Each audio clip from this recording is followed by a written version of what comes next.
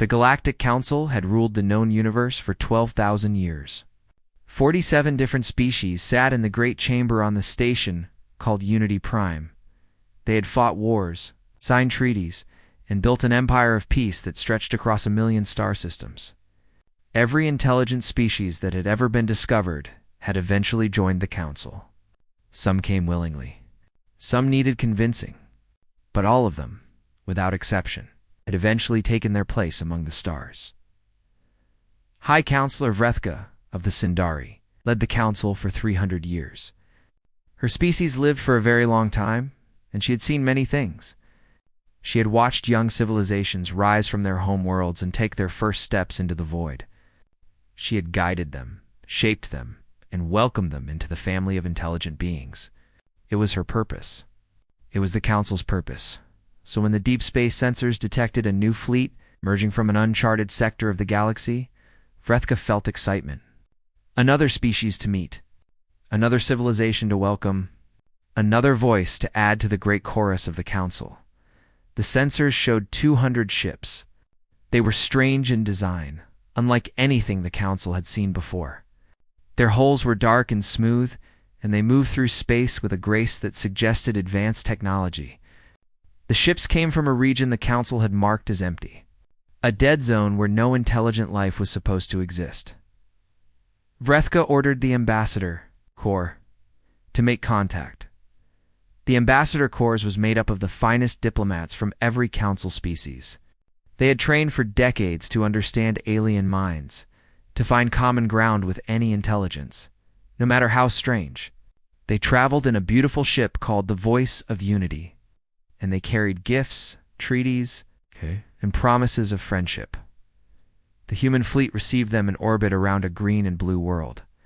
The planet was called New Eden, and it was clearly a colony filled with cities and farms and millions of people.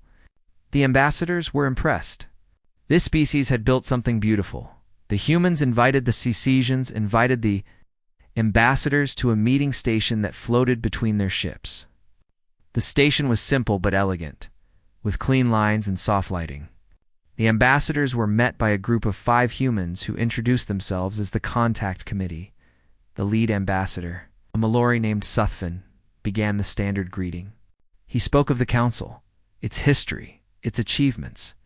He explained the benefits of membership, the trade opportunities, the shared technology, the protection of the combined fleet. He presented the integration protocols, documents that had welcomed 47 species into the galactic family. The humans listened. They did not interrupt. They asked questions, intelligent questions about the details of the protocols. They took notes on small devices. They nodded at appropriate moments. They seemed to understand everything perfectly. When Suthfin finished, he waited for the response he had heard countless times before. He waited for the excitement, the gratitude, the eager acceptance that always came when a young species learned they were not alone in the universe. The lead human, a woman with gray hair and calm eyes, looked at her colleagues. They exchanged glances. Then she turned back to the ambassadors and spoke. "We appreciate your visit," she said. Her voice was polite but firm. "We have reviewed your proposal carefully. However, we must decline. We have no interest in joining your council, trading with your species, or establishing diplomatic relations of any kind. Please leave our space." Suthfen did not understand. He asked her to repeat herself. She did. The words were the same. The ambassadors looked at each other in confusion. This had never happened before. In 12,000 years, no species had ever said no. There was always something they wanted: technology, protection, resources, knowledge. Every civilization had needs. The Council had always been able to meet those needs. Suthfin tried again. He offered better terms. More favorable trade agreements. Faster access to advanced technology. A seat on the Council itself, something that usually took centuries to earn. He offered everything he could think of. The human woman listened patiently. When he finished, she shook her head. "You misunderstand," she said. "We are not negotiating. We are not asking for better terms. We simply do not wish to have any relationship with your council.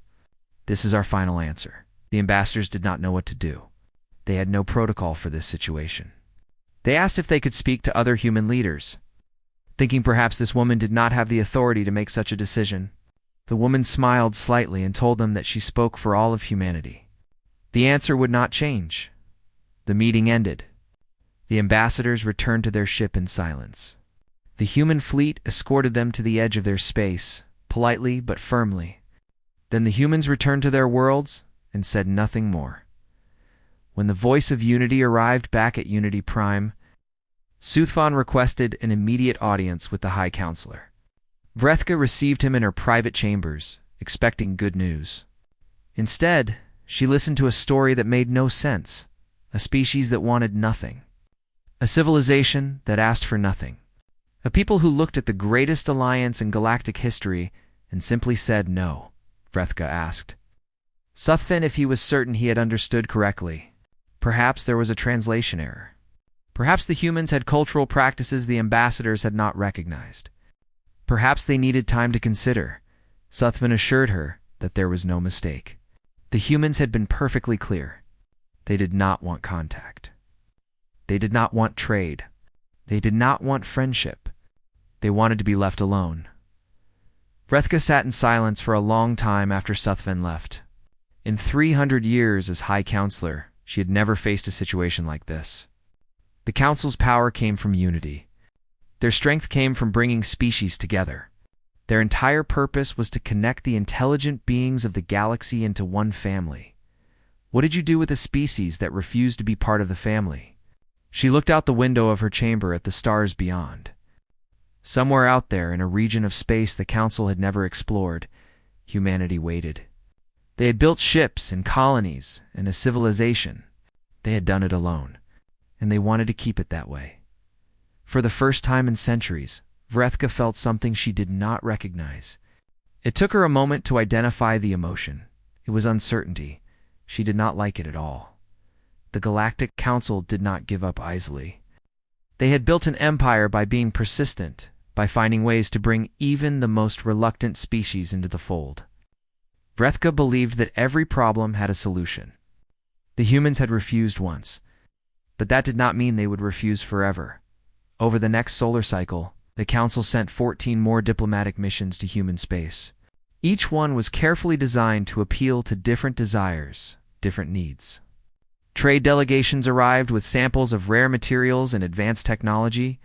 Scientific exchange programs offered to share knowledge that had taken millennia to gather. Cultural ambassadors brought art and music and literature from 47 different civilizations. The humans received each delegation politely. They listened to every presentation. They examined every offer. And every time they gave the same answer, no, not no to some things, and yes to others. Not no with conditions or counteroffers, just no.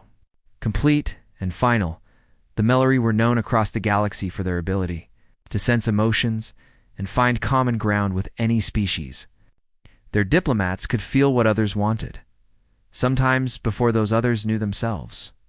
The Council sent their finest Mellery negotiators to human space, confident that they would find some desire, some need, some opening that could be exploited. The Mellery returned, confused and disturbed.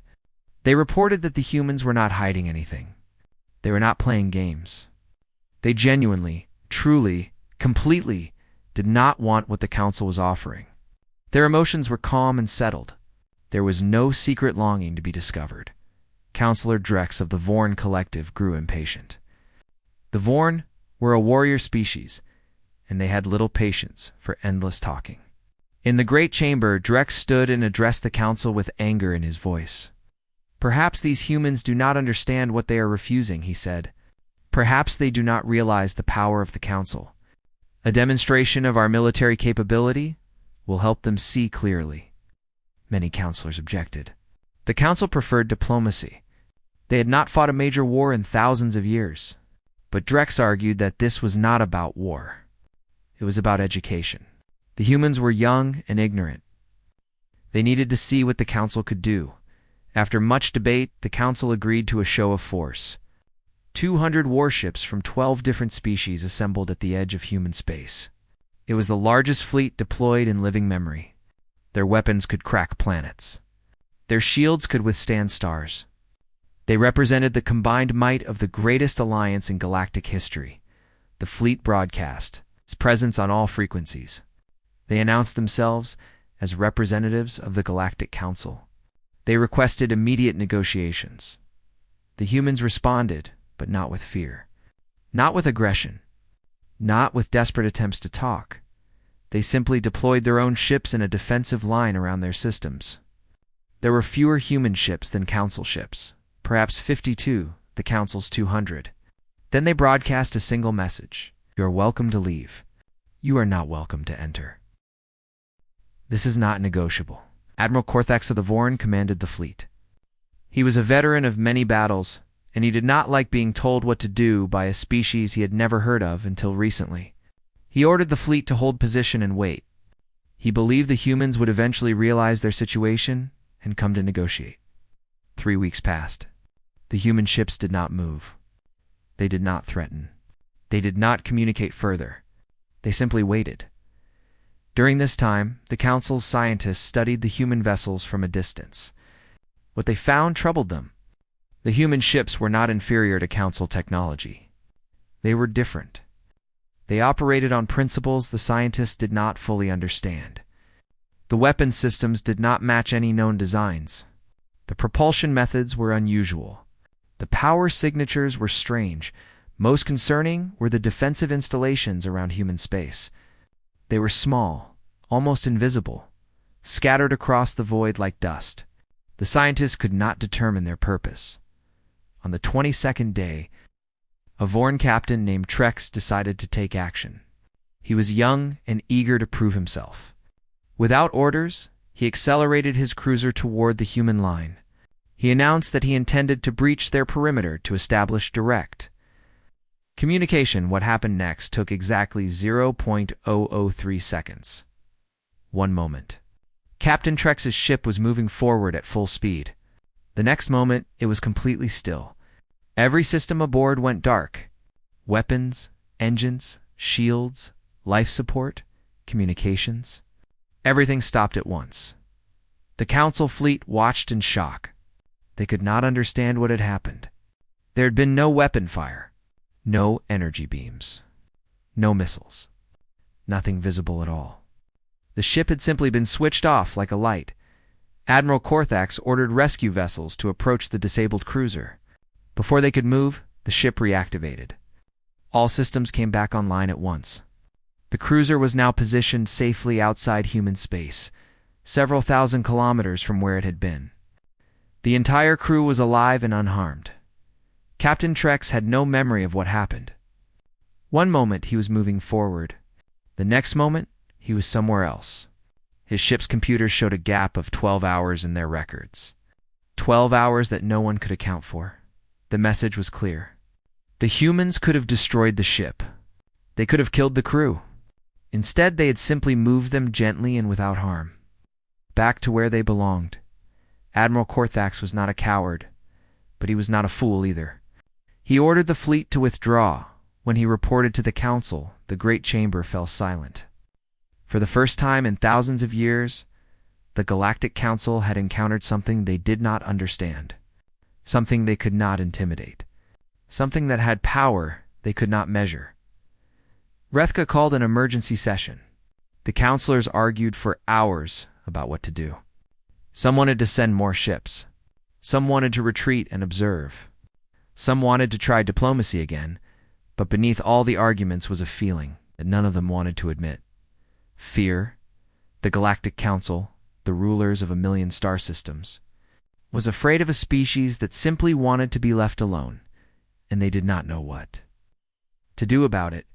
Vrethka made a decision that would change everything. If diplomacy had failed and military force had failed, then knowledge was the only path forward. She needed to understand who the humans really were, what they wanted, why they behaved in ways no species had ever behaved before. She authorized an intelligence operation. This was not something the Council did often. They preferred open communication, honest dealings between species. But these were unusual circumstances. And unusual circumstances required unusual methods. The Kethri were the obvious choice for this mission. They were a species of natural spies, their bodies capable of changing shape and color to match any environment. A Kethri could walk among aliens and never be noticed. They could listen to conversations, access records, and gather information without leaving any trace. 12 of the finest Kethri agents were selected. They were given a simple mission: learn everything possible about humanity, their history, their culture, their technology, their goals. Anything that might explain why they refused all contact with the Council. The agents could not enter human space directly. The defensive systems would detect them immediately. Instead, they traveled to frontier stations at the edges of known space, places where different species occasionally crossed paths. Traders, wanderers, refugees, people who had seen things the Council did not know about. The Kethri were patient. They spent months gathering fragments of information. A story here, a rumor there. Data from old ships that had passed near human space, fragments of communications intercepted years ago and filed away without interest. Slowly, a picture began to form. And that picture was terrifying. Humanity was not a young species. This was the first and most shocking discovery. They had been traveling among the stars for nearly 2,000 years. They had emerged from their homeworld long before the Council sensors had detected them. They had simply stayed away from Council space, exploring in a different direction. During those 2,000 years, humanity had encountered other intelligent species. 17 of them, to be exact. The Kethri found records of these species in old databases, in the memories of long-lived beings. In the archives of forgotten stations, none of those 17 species existed anymore. At first, the Kethri assumed the worst. They thought humanity must have destroyed them, wiped them out in wars of conquest. But as they dug deeper, they discovered something far stranger. The 17 species had not been destroyed. They had been absorbed. The pattern was the same each time. Humanity would make first contact with a new species. They would be friendly and open. They would offer trade and cultural exchange. The other species, curious and eager, would accept. Relationships would form. Commerce would flow.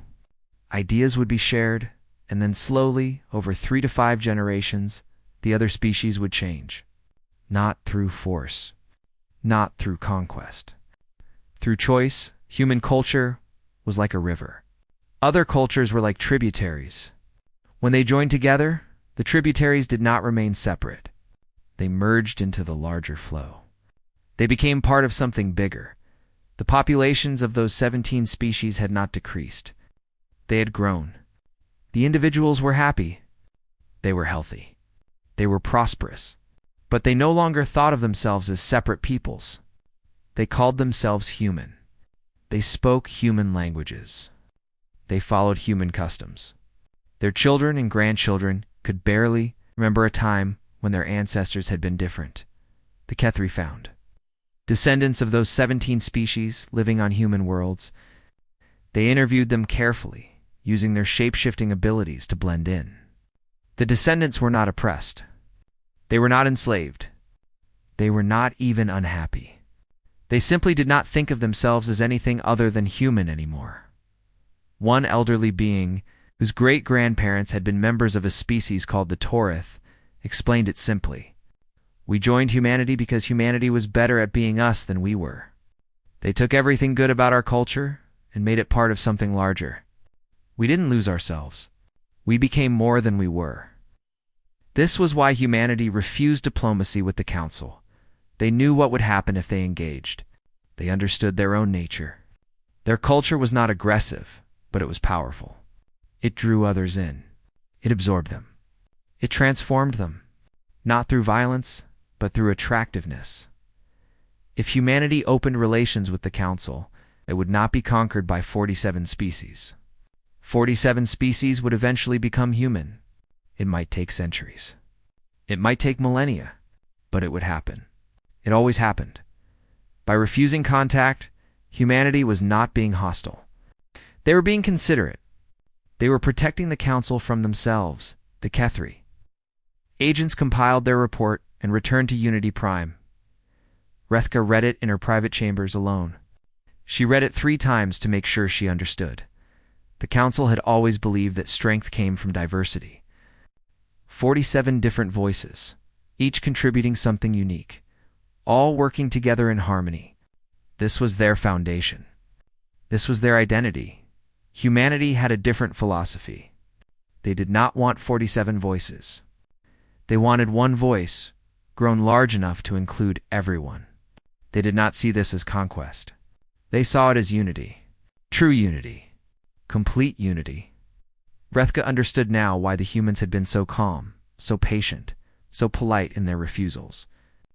They were not afraid of the Council. They were not hiding weakness. They were simply waiting. They knew that eventually someone would break ranks. Someone would want to trade with them, to talk with them, to learn from them. And once that door opened, it would never close. She put down the report and stared at the wall of her chamber. The Galactic Council had faced many threats in 12,000 years. Enemies who wanted to destroy them. Rivals who wanted to replace them. Crises that threatened to tear them apart. But they had never faced anything like this. An enemy that did not attack. A rival that did not compete. A threat that simply existed, waited, and allowed others to come to them. She did not know if the Council could survive such a thing. The intelligence report was supposed to be secret. Only Vrethka and her closest advisors were meant to know its contents. But secrets in the Galactic Council had a way of escaping. Within 3 months, everyone knew. Perhaps someone leaked it deliberately, hoping to force action. Perhaps a careless official spoke too freely. Perhaps the Kethri themselves shared what they had learned. No investigation ever discovered the truth. By the time anyone thought to ask, it no longer mattered. The Great Chamber on Unity Prime had never seen such chaos. 47 species shouting at each other, their translators struggling to keep up with the flood of accusations and demands. The carefully maintained order of 12,000 years collapsed in a matter of days. The Vorn were the loudest as always. Counselor Drex stood on his platform and roared for war. "They are a threat to everything we have built," he bellowed. "They will consume us all if we do not act. We must strike now, while they are still contained in their small corner of the galaxy. Every day we wait, they grow stronger." Others disagreed. The Mallory delegation, led by the aged Suthfin, counseled patience. "They have done nothing wrong," he said, his voice calm amid the storm. The 17 species they absorbed chose their fate. No one was forced. No one was harmed. Is it a crime to be attractive? Is it a crime to offer something others want?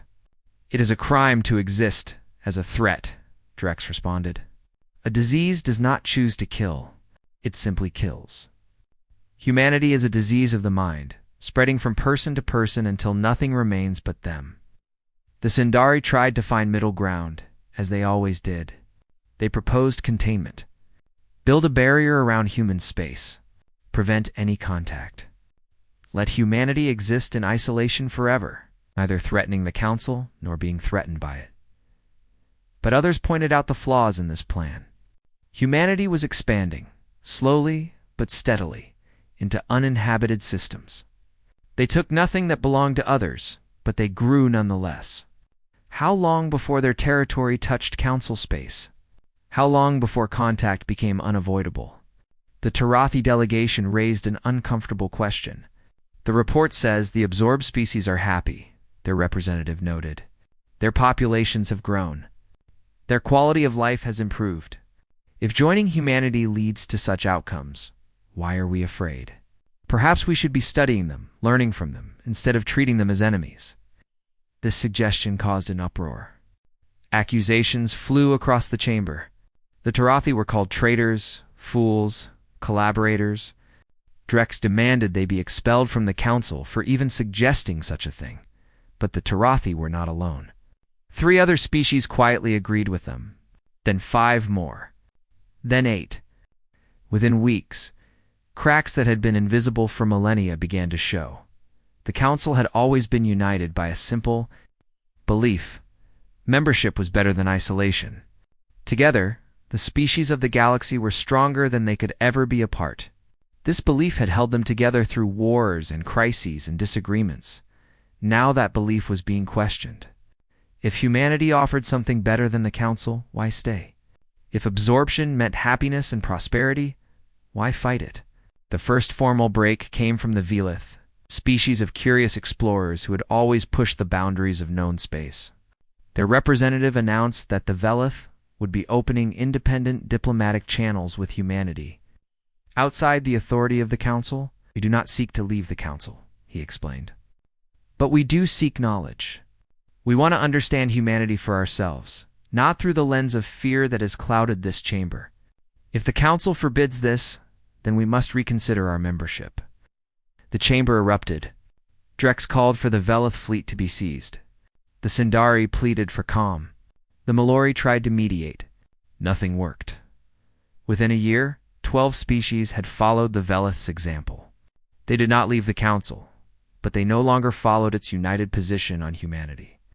They sent their own diplomats, their own traders, their own scholars to the edges of human space.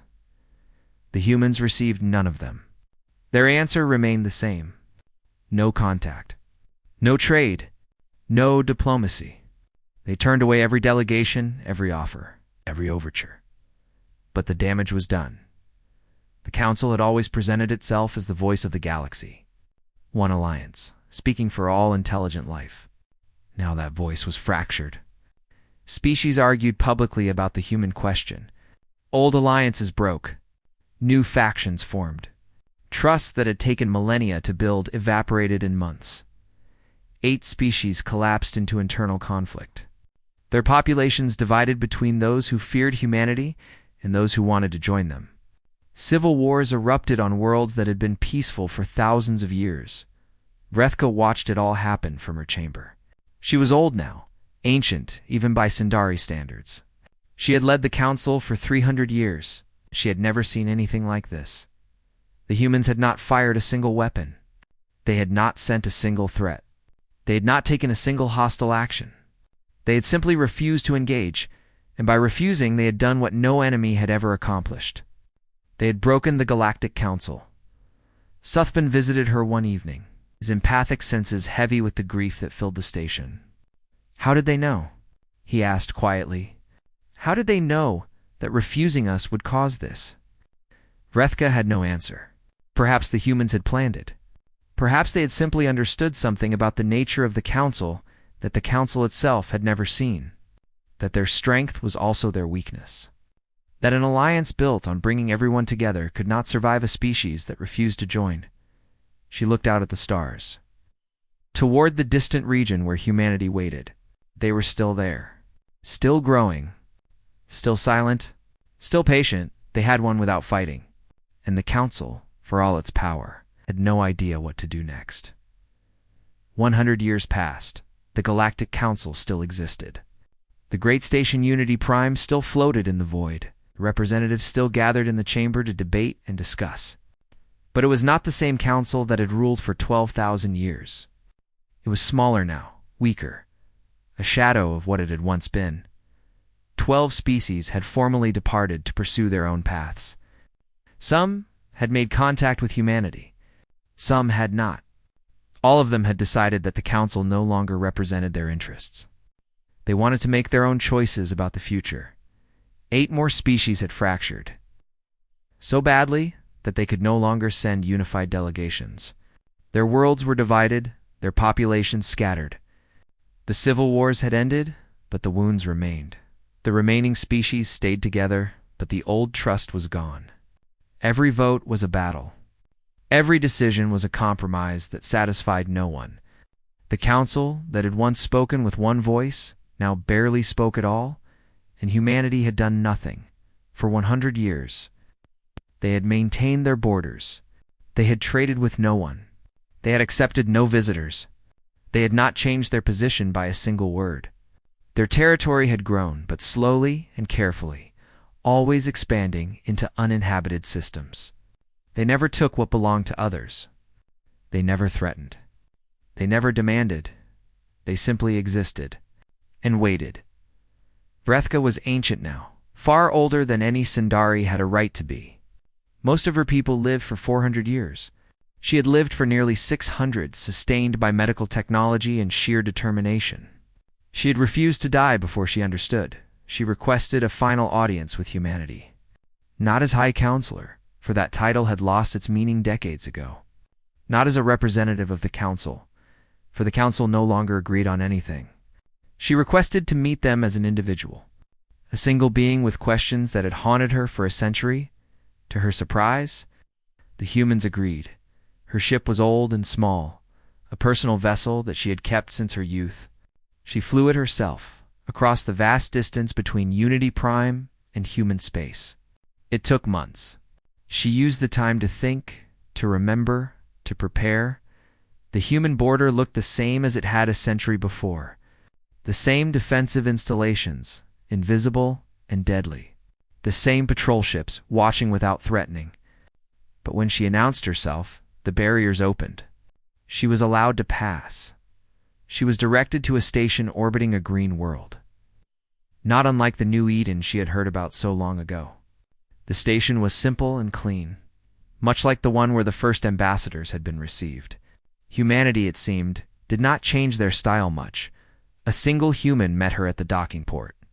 He was unremarkable in appearance, middle-aged by human standards, with kind eyes and patient bearing. He introduced himself as Thomas, nothing more. "Thank you for seeing me," Vrethka said. Her voice was weaker than it had been, worn by centuries of use. "Thank you for coming," Thomas replied.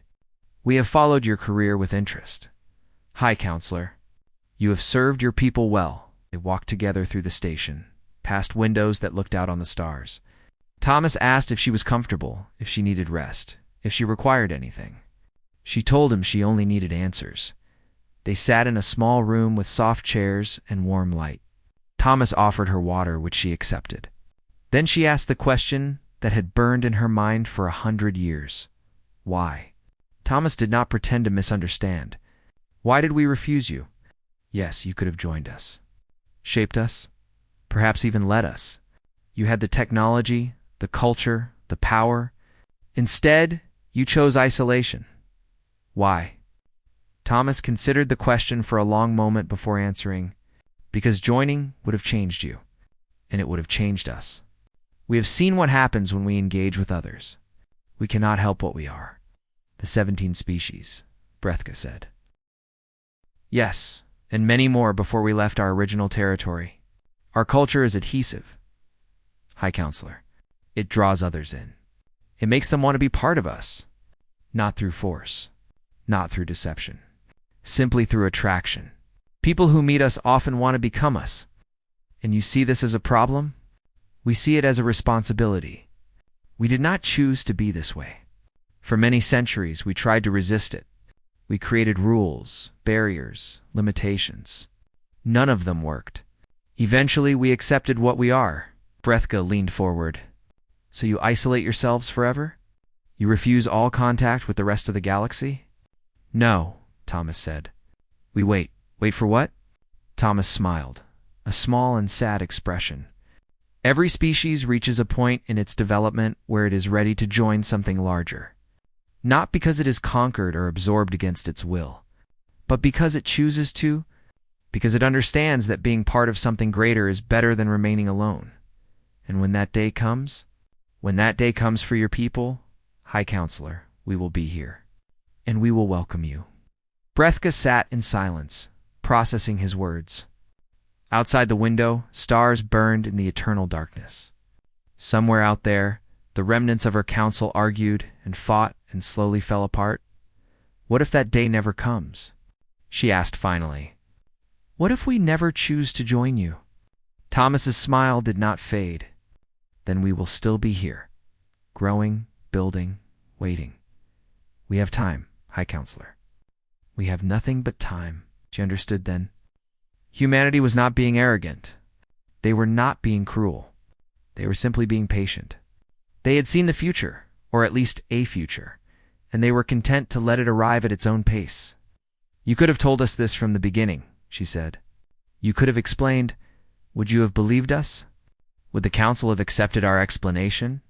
Or would they have seen it as a threat and attacked anyway?" She had no answer. because she knew he was right.